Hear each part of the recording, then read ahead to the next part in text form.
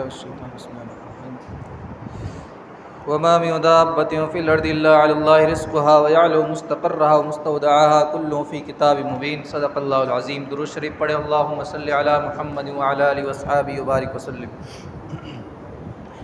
12واں پارے کی شروعات سورہ ہود سے ہوتی ہے. سورہ ہود مکی صورت ہے اور اس صورت میں نبیوں کے قصے ذکر کیے گئے ہیں. انبیاء رسول یعنی نبیوں کے جو ہے قصے، حضرت نوح علیہ السلام، حضرت ہود علیہ السلام، حضرت شعیب وغیرہ، ان کے قصوں کو اس میں ذکر کیا گیا ہے. قرآن مجید میں جو نبیوں کے قصے ذکر کیے جاتے ہیں، پرانی قوموں کے حالات بیان کیے جاتے ہیں، وہ صرف اس لیے نہیں کہ ہم اور آپ کوئی ہسٹری سیکھ لیں، بلکہ اس لیے کہ ان لوگوں نے جو غلطیاں کی تھی، جو ان لوگوں نے نافرمانیاں کی تھی نبیوں کی، ہم اسی طرح نہ کریں.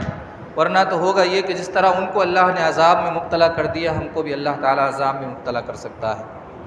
شروع میں اللہ نے بیان فرمایا 12ویں پارے وما من دابۃ فی الارض الا علی اللہ رزقها، کہ زمین میں جتنے بھی جاندار چیز ہے، اللہ کہہ رہا اس کا رزق کا ذمہ اس کا رزق کی ذمہ داری ہم نے اپنے اوپر لے لی ہے. یعنی اللہ تعالیٰ اس کے رزق کو اس تک پہنچاتا ہے. اب وہ ذرائع الگ الگ ہو سکتے ہیں، لیکن اللہ تبارک تعالیٰ نے سب کے لیے رزق کو مقرر کر دیا ہے. کہاں ملنا ہے، کتنا ملنا ہے، یہ سب اللہ تبارک تعالیٰ نے مقرر کر دیا ہے. اب آپ دیکھیں کہ اللہ نے جس چیز کو ہمارے لیے مقرر فرما دیا ہے، ہم اس کی تلاش میں کتنے مارے پھرتے ہیں اور حرام و حلال کی تمیز نہیں کرتے ہیں، اللہ کے احکامات کو پس پشت ڈال دیتے ہیں. اور جس کا اللہ تبارک و تعالیٰ نے ہم سے وعدہ نہیں کیا، یعنی مغفرت کا، اس کی طرف ہم توجہ نہیں دیتے ہیں. رزق کا اللہ تعالیٰ نے وعدہ کر رکھا ہے، چاہے انسان کتنی ہی کوشش کرے، جتنا اس کو ملنا ہے اس کو تو ضرور ملنا ہے. کوشش کرنے کا منع نہیں کیا گیا ہے، کوشش کرتے رہے، لیکن حلال طریقے سے اور شریعت کے جو احکامات ہیں ان پر عمل کرتے ہوئے، تو پھر کوئی نقصان نہیں کرے گا رزق. اللہ تعالیٰ نے آگے چند آیتوں کے بعد بیان فرمایا کہ ام یقولون افترا، پھر سے وہی بات دہرائی کہ جو لوگ حضور پر الزام لگاتے تھے قرآن کو گھڑ کر لاتے ہیں، تو اللہ نے کہا کہ اس کی جیسی 10 صورتیں ہی تم لے آؤ. حضور تمہاری طرح عربی جانتے ہیں، تم بھی عربی جانتے ہو، حضور بھی عربی جانتے ہیں، اللہ کے نبی ہیں جو تم بھی لا سکتے ہو. تو وہ لوگ نہیں لا پاتے تھے، اور یہ قیامت تک کے لیے چیلنج ہے. وہ قیامت تک کوئی بھی اس کا مقابلہ نہیں کر سکتا ہے. سب سے آسان بات ہے اگلے بندے کو خاموش کرنے کے لیے ہم اور آپ مسلمانوں کے پاس یہ قرآن مجید ہے. یہ اللہ کا سب سے بڑا معجزہ ہے جو حضور علیہ السلام کو دیا. اس سے بڑا کوئی معجزہ نہیں تھا جو حضور کو دیا گیا، کیونکہ یہ قیامت تک باقی رہنے والا ہے. معجزے کا مطلب ہی کیا ہوتا ہے کہ انسانوں کو جو عاجز کر دینے والا ہو، ایسا کوئی خرق عادت کام، عقل کے خلاف نہیں، عادت کے خلاف کام جو لوگ نہیں کر سکتے ہوں اور ان کو عاجز کر دے. تو حضور صلی اللہ علیہ وسلم چیلنج کے طور پر یہ نبی کہا کرتے تھے. تو ہمارے نبی علیہ السلام کو یہ معجزہ دیا گیا، قرآن سب سے بڑا معجزہ، اور یہ قیامت تک باقی. اس کو ہم دکھا سکتے ہیں. کوئی بھی کہے تو کہہ دو کہ اس جیسی کوئی کتاب بنا کے لے آؤ، جیسے اس میں اللہ تعالیٰ نے جو حقائق بیان کیے ہیں، یا اتنے حافظ ہیں، اتنے پڑھا جاتا ہے، جو اس کے کیا ہی کہنے پھر اس کے تو. اور اللہ تعالیٰ نے پھر حضرت نوح علیہ السلام کا قصہ چند آیتوں کے بعد ذکر فرمایا. حضرت نوح علیہ السلام کو ان کی قوم کی طرف جب بھیجا گیا، تو پہلی بات نوح علیہ السلام کے بارے میں جان لیں کہ سب سے پہلے جو رسول دنیا میں آئے ہیں حضرت نوح علیہ السلام تھے. ان سے پہلے انبیاء ضرور آئے ہیں، نبی آئے تھے، لیکن رسول جو ہے کسی قوم کی طرف جو بھیجا جاتا تھا، کسی کافر قوم کی طرف خصوصاً، وہ رسول کہلاتے تھے. تو کفر حضرت آدم علیہ السلام کے بعد کافی کفر پھیل چکا تھا لوگوں کے اندر، بت پرستی بہت زیادہ ہو گئی تھی. تو اللہ تعالیٰ نے حضرت نوح کو بھیجا. ان پر کمزور طبقے کے لوگ ایمان لائے تھے، غریب طبقے کے. تو جو مالدار تھے وہ کہتے تھے کہ تم پہ جو ایمان لاتے ہیں بہت غریب طبقے کے لوگ لاتے ہیں، ان کو اپنے سے دور کرو. تو اللہ کے نبی نے فرمایا، انہوں نے حضرت نوح نے، کہ میں ان کو دور نہیں کر سکتا ہوں. میں تم سے کوئی مال و جائیداد نہیں چاہیے، مجھے تمہارے مال کی مجھے کوئی ضرورت نہیں ہے.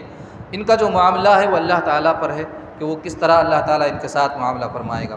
اور پھر وہ جب نہیں مانے تو اللہ تعالیٰ نے کہا کہ اب فیصلہ ہو چکا ہے کہ اب آپ پر جتنے لوگ ایمان لا چکے ہیں اس سے زیادہ ایمان نہیں لائیں گے. اب یہ ہے کہ آپ ایک کشتی بنائیے. اللہ تعالیٰ نے ان کو کشتی بنانے کا حکم دے دیا، اور جس طرح اللہ نے سکھایا تھا اس طرح حضرت نوح علیہ السلام نے کشتی بنائی. اللہ تعالیٰ نے پہلے ہی خبر دے دی کہ اب ان پر عذاب آنے والا ہے. اور وَيَصْنَعُ الْفُلْكَ، اور وہ جب کشتی بناتے تھے تو جو ان کے پاس تھے وہ لوگ مذاق کیا کرتے تھے کہ جب طوفان آئے گا تو یہ بچا لے گی کشتی. تو اس طرح سے مذاق بنایا کرتے تھے. تو حضرت نوح نے کہا کہ آج تو تم مذاق بنا رہے ہو، لیکن کل جب عذاب آئے گا تو پھر ہم تمہارا مذاق بنائیں گے.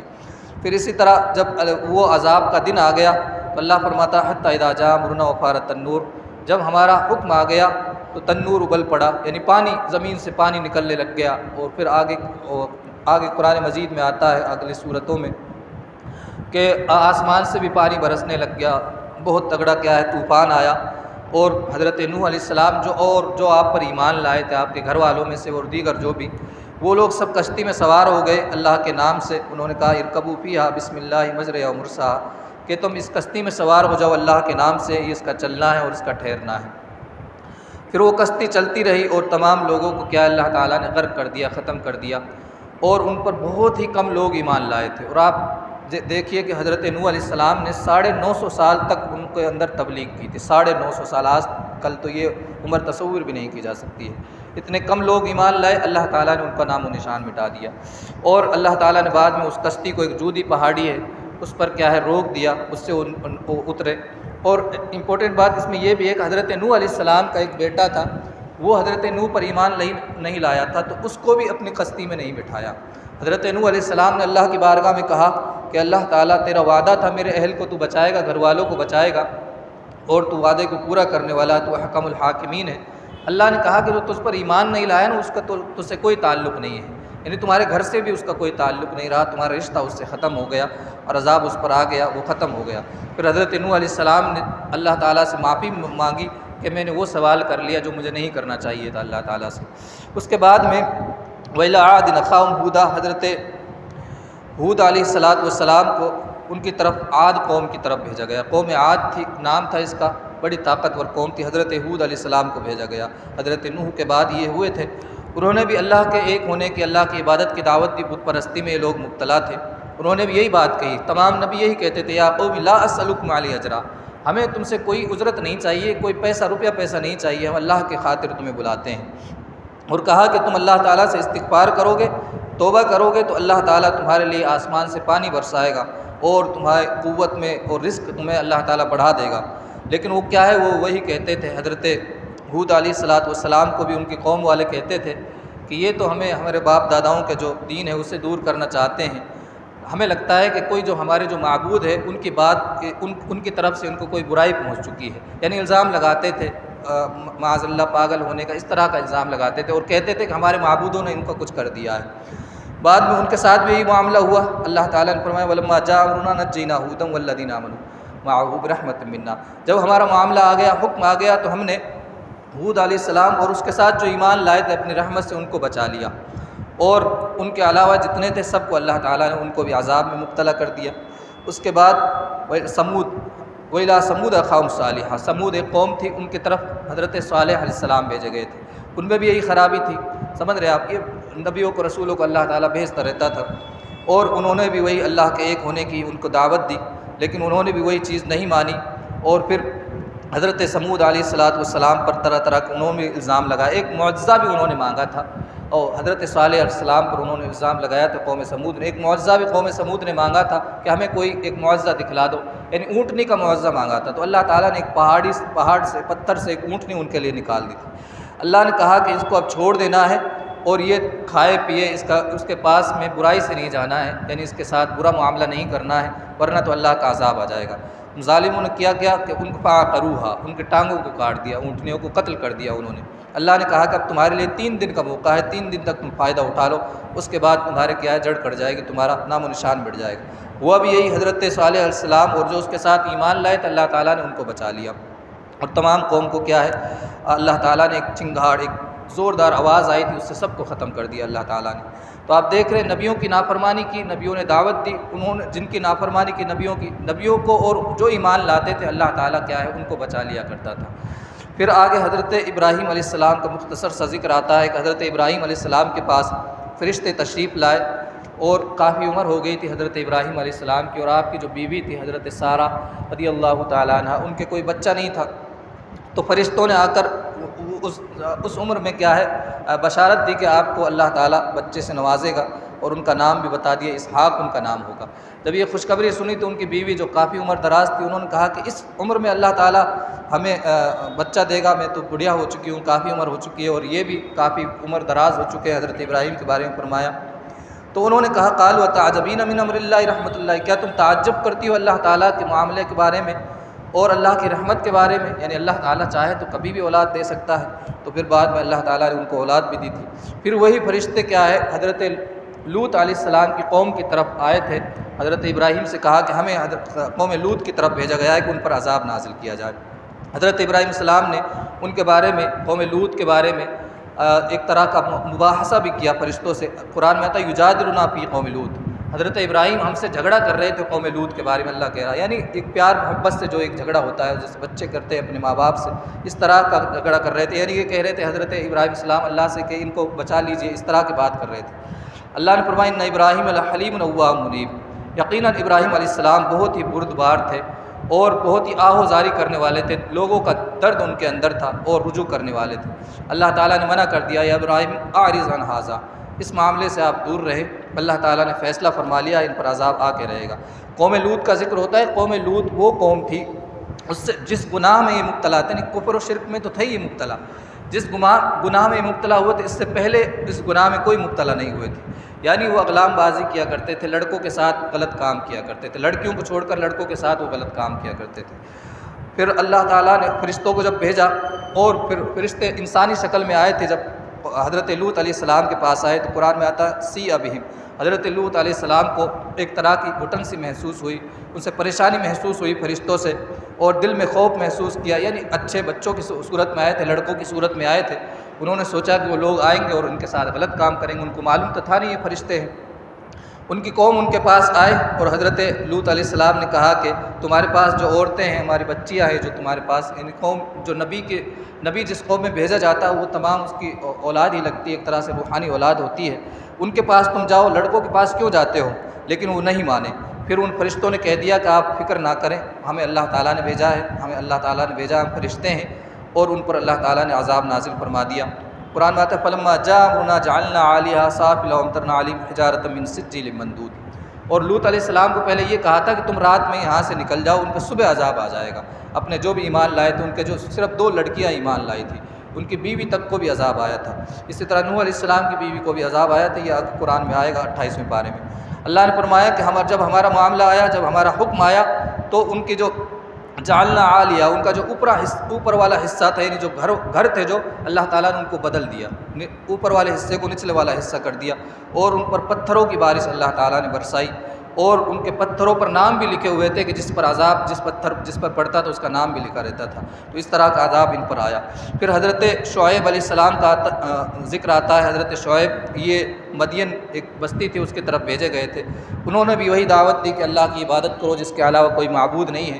ایک خرابی ان کے اندر یہ تھی کہ وہ ناپ تول میں کمی کیا کرتے تھے، اور اسی طرح راستوں پہ بیٹھ جایا کرتے تھے، لوگوں سے غنڈہ گردی کیا کرتے تھے، یہ 8ویں پارے میں آیا ہے۔ لیکن یہاں ناپ تول میں کمی کیا کرتے تھے، تو ان کو کہا حضرت شعیب نے کہ اس طرح کا معاملہ نہ کرو، اللہ تعالیٰ نے تمہیں خوب مال و دولت دی ہے۔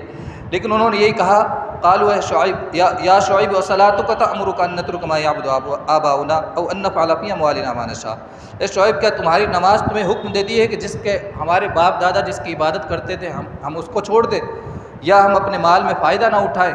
یہ اپنا مال کہتے تھے اس کو، جبکہ مال صرف اللہ کا ہوتا ہے، اللہ جس طرح چاہے گا کس طرح سے خرچ کرنا چاہیے، اس طرح سے کمانا چاہیے۔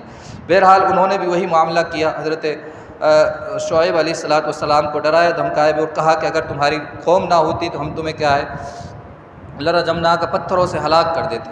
بعد میں اس پر بھی اللہ تبارک و تعالیٰ نے سخت عذاب نازل فرمایا، اور ان کو بھی حضرت شعیب اور ان کی قوم کو اللہ تعالیٰ نے جو بھی ایمان لائے تھے ان کو اللہ تعالیٰ نے بچا لیا۔ مختصر سا ذکر موسیٰ علیہ السلام کا بھی آتا ہے کہ فرعون کی طرف حضرت موسیٰ علیہ السلام فرعون اور اس کے قوم کی طرف بھیجا گیا تھا، تو انہوں نے حضرت موسیٰ کی بات نہیں مانی، فرعون کی بات مانی۔ قرآن میں آتا ہے یقدم قومہ یوم القیامۃ فوردہم النار، یعنی جب فرعون کی جن لوگوں نے بات مانی تھی، قیامت کے دن فرعون آگے ہوگا اور ان سب کو جہنم میں ڈال دے گا۔ یعنی ہوتا بھی یہ ہے کہ اگر کوئی دنیا میں اگر کوئی گمراہ آدمی کی پیروی کرے گا، نہ پیچھے چلے گا، تو قیامت کے دن وہ گمراہ آدمی سب سے آگے ہوگا اور سب وہ جہنم میں چلے جائیں گے۔ اللہ نے کہا یہ قصے ہیں جو ہم آپ پر بیان کرتے ہیں، بستیوں کے قصے ہیں، ان میں سے کچھ تو قائم رہنے والی ہیں، باقی ہیں ان کے نشانات، اور کچھ کو اللہ تعالیٰ نے نام و نشان بھی مٹا دیا ہے۔ پھر اللہ تعالیٰ نے 2 طرح کے لوگوں کو ذکر فرمایا، فَأَمَّا الَّذِينَ يَوْمَ يَأْتِي لَا تَكَلَّمُ نَفْسٌ إِلَّا بِإِذْنِهِ فَمِنْهُمْ شَقِيٌّ وَسَعِيدٌ، کہ جس دن ایک دن وہ بھی ہوگا قیامت کا کہ جس دن کوئی بھی اللہ کے اذن کے بغیر، اجازت کے بغیر کوئی بات نہیں کر سکے گا۔ کچھ لوگ بدبخت ہوں گے، کچھ لوگ نیک بخت ہوں گے، اور نیک بخت جو ہوں گے وہ جنت میں ہمیشہ رہیں گے، اور جو بدبخت ہوں گے وہ جہنم میں ہمیشہ رہیں گے۔ اس کے بعد اللہ تبارک تعالیٰ نے سورت کے آخر میں بیان فرمایا وَلَوْ شَاءَ رَبُّكَ لَجَعَلَ النَّاسَ أُمَّةً وَاحِدَةً وَلَا يَزَالُونَ مُخْتَلِفِينَ۔ اس سے پہلے وَمَا كَانَ رَبُّكَ لِيُهْلِكَ الْقُرَىٰ بِظُلْمٍ وَأَهْلُهَا مُصْلِحُونَ۔ اللہ تعالیٰ اس قوم پر، اس بستی پر اس وقت تک عذاب نہیں نازل کرتا ہے جب تک کہ اس بستی میں کوئی اصلاح کرنے والے ہوتے ہیں، یعنی نیکی کا حکم دینے والے ہوتے ہیں، برائیوں سے روکنے والے ہوتے ہیں، ایسا ایک گروہ ہوتا ہے تو اللہ تعالیٰ اس وقت عذاب نہیں نازل کرتا ہے۔ ہم اور آپ آج کل دیکھیں مسلمانوں میں کوئی ایسا نہیں ہے کہ جو برائی سے روکنے والا ہو۔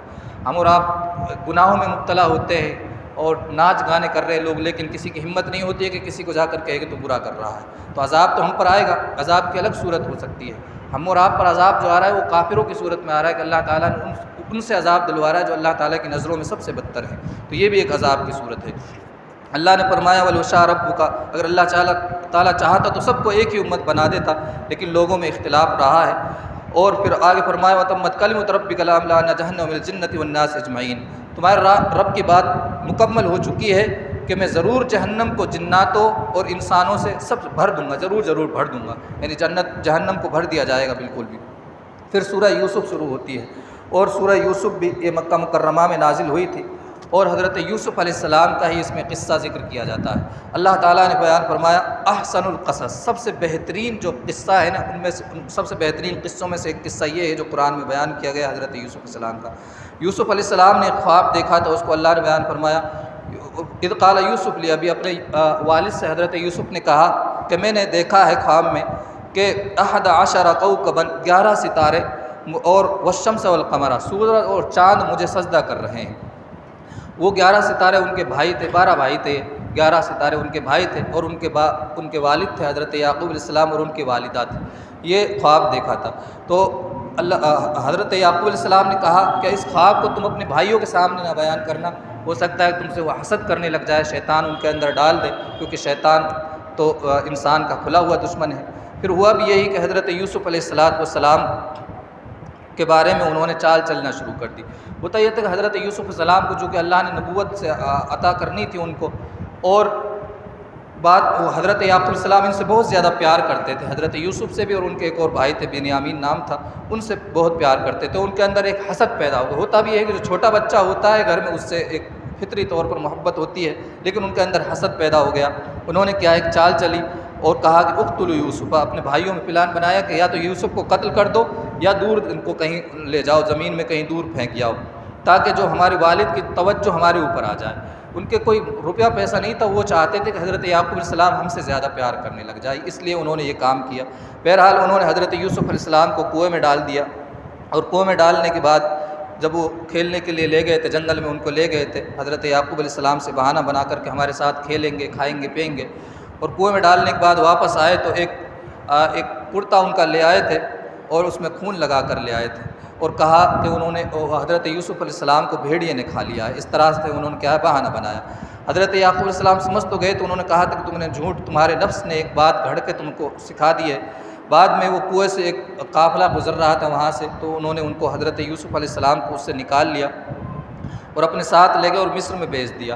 مصر میں ایک عزیز مصر رہتے تھے، جو ایک بڑے مالدار شخص تھے، عزیز مصر نام تھا۔ عزیز مصر قرآن میں آیا ہے ان کے تعلق سے۔ ان کی بیوی نے ان کے بیوی سے کہا، اپنی بیوی سے انہوں نے کہا کہ ان کا اچھی طرح سے خیال رکھنا ہے، اور ہو سکتا ہے کہ ہمیں نفع دے یا ہم اس کو اولاد بنا لیں، کیونکہ ان کی اولاد کوئی تھی نہیں۔ بعد میں جب وہ بڑے ہوئے تو قرآن میں آتا ہے وَلَمَّا بَلَغَ أَشُدَّهُ حُکْمًا وَعِلْمًا، جب حضرت یوسف علیہ السلام بڑے ہوئے تو اللہ تعالیٰ نے ان کو حکمت اور علم عطا کیا، یعنی نبوت عطا فرما دی۔ پھر ہوا جو عزیز مصر کی جو بیوی تھی، ان کا کوئی نام نہیں آیا تھا، زلیخا جو مشہور ہے، دیکھو کہیں قرآن و حدیث میں یہ کوئی نام نہیں آیا، یہ بہت ساری باتیں بڑھا چڑھا کر کیا ہے لوگوں میں مشہور ہو گئی ہے، باقی قرآن و حدیث میں اس طرح کا کوئی نام نہیں آیا۔ ان کی ایک بیوی تھی، انہوں نے بہکانا چاہا حضرت یوسف علیہ السلام کو اپنی طرف، اور کیا ہے دروازے کمرے میں لے گئی اور دروازوں کو بند کر دیا اور کہا میری طرف آؤ۔ تو حضرت یوسف نے کہا معاذ اللہ، اللہ کی پناہ، میں ایسا کام کیوں کروں گا، اللہ تعالیٰ نے مجھے اچھا ٹھکانہ دیا ہے۔ بہرحال ان کو پھر وہ کیا ہے، جب ان کو بہکانا چاہ رہی تھی تو حضرت یوسف علیہ السلام بھاگے، واستبق الباب وقدت قمیصہ من دبر، یعنی دروازے کی طرف بھاگے تو انہوں نے ان کی کیا ہے قمیص کو پکڑا، پیچھے سے کرتے کو پکڑا تو وہ پھٹ گئے، اور وہیں ان کو پایا، ان کے شوہر کو۔ اس عورت نے کہا ما جزاء من اراد باہلک سوءا، جو تمہاری اہلیہ کے ساتھ برا ارادہ رکھتا ہے اس کی کیا سزا ہونی چاہیے، کہ یہی کہ یا تو اس کو جیل ڈال دیا جائے یا کوئی دردناک عذاب دیا جائے۔ تو انہوں نے کہا، ایک گواہ بھی وہاں موجود تھا ان عورت کے گھر والوں میں سے، یہ بھی کوئی دیکھو بہت ساری من گھڑت کہانیاں مشہور ہو چکی ہیں کہ ایک چھوٹا سا بچہ تو انہوں نے گواہی دی تھی۔ بہرحال میں کہتا ہوں قرآن میں اس طرح کی چیزیں نہیں آئی کہ اتنے تکلفات کیے جائیں۔ قرآن میں آتا ہے کہ ایک نے گواہی دی ان کے تعلق سے، کہا کہ اگر ان کا کرتا پیچھے سے پھٹا ہوا ہے تو عورت کیا ہے، یہ جھوٹی ہوگی اور حضرت یوسف سچے ہوں گے، اور اگر کرتا آگے سے پھٹا ہوا ہے تو عورت سچی ہوگی، یہ جھوٹے ہوں گے، کیونکہ جب عورت کے پاس آگے جائیں گے تو ظاہر سی بات اپنے بچانے کے لیے آگے ہاتھ چلائے گی تو آگے سے پھٹے گا۔ بعد میں دیکھا گیا تو کرتا پیچھے سے پھٹا ہوا تو سمجھ گیا عزیز مصر کہ یہ تو انہوں نے چال چلی ہے، اور کہا کہ یہ تم عورتوں کی چالوں سے ان کیدکن عظیم، تمہاری چالیں بہت بڑی ہوتی ہیں۔ پھر بعد میں ہوا یہ کہ عورتوں نے، جو مصر کی جو عورتیں تھیں، انہوں نے کہا کہ یہ عورت تو ان پر فریفتہ ہو چکی ہے، ان کے عشق میں مبتلا ہو چکی ہے، اس طرح کی باتیں ہونے لگ گئی۔ تو انہوں نے، اس عورت نے بلایا تمام عورتوں کو، مصر کی عورتوں کو، ان کے ہاتھ میں چاقو دے دیا اور کہا کہ اب حضرت یوسف علیہ السلام سے کہا کہ ان کے سامنے آؤ۔ جیسے ہی حضرت یوسف علیہ السلام ان کے سامنے آئے تو انہوں نے اپنے ہاتھوں کو کاٹ لیا، انگلیوں کو کاٹ لیا تھا، کیونکہ خوبصورت بہت زیادہ، اللہ تعالیٰ نے بہت خوبصورتی دی تھی حضرت یوسف علیہ السلام کو۔ کہا قلنا حاشا للہ ما ھذا بشرا، یہ تو کوئی انسان لگتا ہی نہیں ہے، یہ تو کوئی فرشتہ لگتا ہے، انہوں نے کہا۔ اور پھر بعد میں ان عورتوں نے چال چل کر حضرت یوسف علیہ السلام کو جیل میں ڈلوا دیا، اور جیل میں 2 قیدی بھی آپ کے ساتھ میں گئے تھے۔ ان دونوں قیدیوں نے ایک خواب دیکھا، ان میں سے ایک نے دیکھا انی ارانی اعصر خمرا، کہ میں شراب کو نچوڑ رہا ہوں، دوسرے نے دیکھا کہ میرے سر کے اوپر ایک روٹی ہے جس کو پرندے کھا رہے ہیں۔ حضرت یوسف علیہ السلام سے اس کی تعویل پوچھی، چونکہ اللہ تعالیٰ نے باتوں کی تعویلات حضرت یوسف علیہ السلام کو سکھائی تھی، لیکن تعویل سے پہلے حضرت یوسف علیہ السلام نے ان کے لیے اسلام کی دعوت دی۔ کہا کہ جو یہ شرک کرتے ہیں میں ان سے بیزار ہوں، اس میں مبتلا نہیں ہوں، میں تو اپنے جو باپ دادا ہیں ہمارے، ابراہیم ہے، اسحاق ہے، یعقوب، ان کے ملت کی پیروی کرتا ہوں۔ اور کہا کہ بہت سارے خدا بہتر ہے کہ یا ایک جو طاقتور خدا ہو وہ زیادہ بہتر ہے، تو ظاہر سی بات ایک طاقتور خدا ہی بہتر ہے۔ پھر ان کو حضرت یوسف علیہ السلام نے خواب کی تعبیر بتائی، کہا کہ جو شراب کو نچوڑ رہا تھا وہ اپنے آقا کے پاس جائے گا، جو اس کا جو بادشاہ ہوگا اس کے پاس جائے گا، شراب ان کو پلائے گا، اور جو دوسرا ہے جو جس کے اوپر پرندے روٹیاں کھا رہے تو اس کو سولی کی سزا دی جائے گی۔ بعد میں ہوا بھی یہی۔ پھر حضرت یوسف علیہ السلام نے ان سے کہا تھا کہ میرا ذکر کرنا اس بادشاہ کے سامنے، لیکن وہ شخص بھول گیا۔ پھر بادشاہ کو ایک خواب نظر آیا، انہوں نے دیکھا 7 بقرات سمان، بڑی بڑی موٹی گائیں انہوں نے دیکھی خواب میں کہ ان کو پتلی گائے کھا رہی ہیں، موٹی گائوں کو پتلی گائے کھا رہی ہیں، اور اسی طرح و7 سنبلات خضر واخری یابسات، بالیں دیکھی، 7 ہری بھری بالیں دیکھی اور 7 اس طرح کی دیکھی سوکھی ہوئی بالیں دیکھی۔ اب انہوں نے خواب کی تعبیر پوچھی لوگوں سے، کوئی نہیں بتا پایا، لیکن وہی جو جیل سے چھوٹ کر آیا تھا، جو شراب پلانے کے لیے مقرر ہوا تھا، انہوں نے کہا کہ میں جاتا ہوں جیل میں، اور حضرت یوسف علیہ السلام سے ان کی تعویل پوچھی۔ حضرت یوسف علیہ السلام نے بتایا کہ جو اس کی تعویل یہ ہے کہ 7 موٹی گائے کا مطلب یہ ہے کہ 7 سال تم پر کیا ہے، اللہ تبارک و تعالیٰ خوب تمہیں رزق عطا فرمائے گا، اچھی طرح سے اللہ تمہاری کھیتیاں خوب پھلیں گی بڑھیں گی، اور 7 سال پھر قحط آئے گا۔ کرنا یہ کہ 7 سال تک تم خوب کھیتیوں کو کرنا، اور جو رزق ہے نا، جو گیہوں وغیرہ ہوگا اس سے تم پورے کو نہ نکالنا، اس میں سے بس جتنا تمہارا ضرورت ہوگی اتنا نکالنا، اور جب قحط سالی کے 7 سال آئیں گے تو اس میں بچا کے رکھنا، اس میں کھا لینا ان کو۔ تو اسی طرح کیا گیا، اس طرح بتا دیا انہوں نے، تعبیر بھی بتائی، ساتھ میں اس کو یہ بھی بتا دیا کہ تمہیں بچنا کس طرح ہے قحط سالی سے۔ جب یہ تعویل بتائی تو حضرت یوسف علیہ السلام کو اس بادشاہ نے بلانا اپنے پاس، لیکن حضرت یوسف نے کہا کہ میں اس وقت تک نہیں جاؤں گا کہ جب تک مجھ پر جو الزام لگایا گیا ہے نا کہ جیل میں پہنچانے کا، عورتوں نے جو ایک چال چلی تھی وہ اس سے میں بری نہ ہو جاؤں۔ حضرت یوسف علیہ السلام کے کہنے پر ان تمام عورتوں کو بلایا، بادشاہ نے کہا کہ کیا معاملہ تھا، تو ان عورتوں نے کہا کہ حضرت یوسف علیہ السلام کی کوئی غلطی نہیں تھی، وہ تو پاک دامن ہے، ہم نے ان کو بہکانا چاہا لیکن وہ کیا ہے ہمارے قابو میں نہیں آ سکے۔ اور پھر وہ جو عورت تھی عزیز مصر کی جو بیوی تھی، اس نے بھی یہی بات کہہ دی۔ قالت امرأۃ العزیز الآن حس حس الحق، اب تو حق واضح ہو چکا ہے، میں نے ان کو بہکانا چاہا تھا، وَإِنَّهُ لَمِنَ الصَّادِقِينَ، لیکن وہ سچے تھے، وہ نیک لوگ، وہ نیک تھے۔ یہاں تک 12ویں پارے میں آتا ہے، اور پھر بعد میں وہ جیل سے چھوٹ گئے تھے، اس کے آگے 13ویں پارے میں انشاءاللہ کل آئے گا۔ دیکھیں حضرت یوسف علیہ السلام کے تعلق سے کس طرح سے چالیں چلی گئی، لیکن اللہ تبارک و تعالیٰ نے کس طرح سے ان کو بچایا۔ تو جو بھی انسان اللہ تعالیٰ کے لیے زندگی گزارتا ہے، صحیح طریقے سے اپنی حفاظت کرے گا، گناہ سے بچنا چاہے گا، تو اللہ تعالیٰ ضرور اس کے لیے کیا ہے راستے نکال دے گا گناہوں سے بچنے کا۔ اور جو گناہوں میں مبتلا ہونا چاہے گا تو ظاہر سی بات اللہ تعالیٰ اس کے لیے وہی راستہ آسان کر دے گا جس کو وہ چاہے گا۔ اللہ تعالیٰ ہمیں